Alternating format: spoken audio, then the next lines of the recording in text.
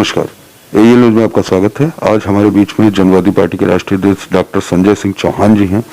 हम उनसे चर्चा करेंगे कि चुनाव का जो बिगुल है वो बज चुका है, बहुत सारे प्रत्याशी घोषित कर दिए गए हैं।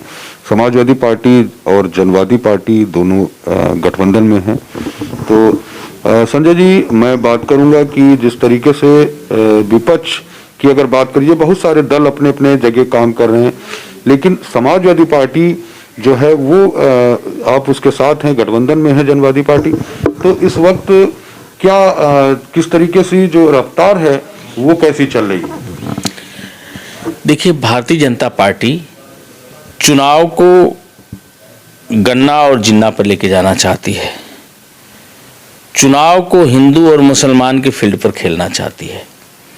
भारतीय जनता पार्टी नहीं चाहती है कि इस चुनाव में बेरोजगारी मुद्दा बने, इस चुनाव में महंगाई मुद्दा बने, इस चुनाव में किसानों की समस्याएं मुद्दा बने, नौजवानों महंगी शिक्षा बने, नौजवान बने। बीजेपी इन सब मुद्दों पर फेल है, इसलिए बीजेपी पश्चिम का चुनाव हो रहा है। आज हमारे गृह मंत्री जी जाते हैं तो पलायन की बात कर रहे हैं, वो महंगाई की बात नहीं कर रहे हैं, रोजगार की बात नहीं कर रहे हैं। वो उन परिवारों से मिलने जा रहे हैं जो परिवार कभी एक जगह से दूसरे जगह पलायन किए थे, और वहां से वो मैसेज देना चाहते हैं कि हम हिंदुओं को संरक्षण देंगे, हम हिंदुत्व को मजबूत करेंगे। एक बार भी उनका फोकस इस विषय पर नहीं है कि हम नौजवानों को रोजगार देंगे। वही हमारा गठबंधन और हमारे गठबंधन के नेता अखिलेश यादव जी आज प्रेस कॉन्फ्रेंस करते हैं तो वो 22 लाख युवाओं की रोजगार की बात करते हैं, वो सामाजिक सद्भाव की बात करते हैं, वे सभी धर्मों के सम्मान की बात करते हैं, वे महंगाई की बात करते हैं। तो बीजेपी कहीं न कहीं पूरे चुनाव को कम्युनल बनाना चाहती है और कम्युनल उन्माद पैदा करके जीतना चाहती है। लेकिन नौजवान, युवा, बुजुर्ग, बैकवर्ड, दलित वो अपने रोजी रोटी, शिक्षा, नौकरी और रोजगार के मसाइल पर खड़ा है। और पश्चिम से भी बीजेपी साफ होगी, सेंट्रल यूपी से भी साफ होगी, पूर्वांचल से भी साफ होगी, और समाजवादी और जनवादी गठबंधन और हमारे सहयोगियों के साथ मिलकर के एक प्रचंड बहुमत की सरकार बनेगी। जिस तरीके से भारतीय जनता पार्टी के बहुत सारे जो लोग हैं वो बयान आ रहा है कि वो सीधे निशाना साधते हुए सपा पर ये कह रहे हैं कि जो दागी लोग हैं उनको टिकट दिया जा रहा, इसमें आपका क्या कहना है?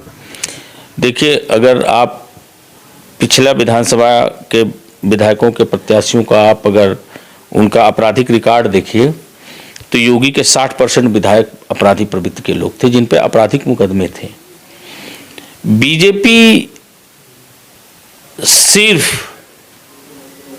मुसलमानों की आड़ में अखिलेश यादव जी को जिन्ना परस्त बताने के अभियान में लगी हुई है, जबकि ऐसा कुछ भी नहीं है।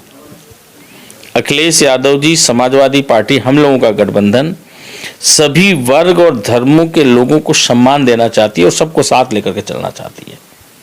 समाजवादी पार्टी के कोई कैंडिडेट पर अगर आक्षेप भी लगा, कहीं इस तरह का भी दिखा, तो अखिलेश यादव जी ने तुरंत उसमें परिवर्तन किया और उसकी जगह पर दूसरा प्रत्याशी दिया।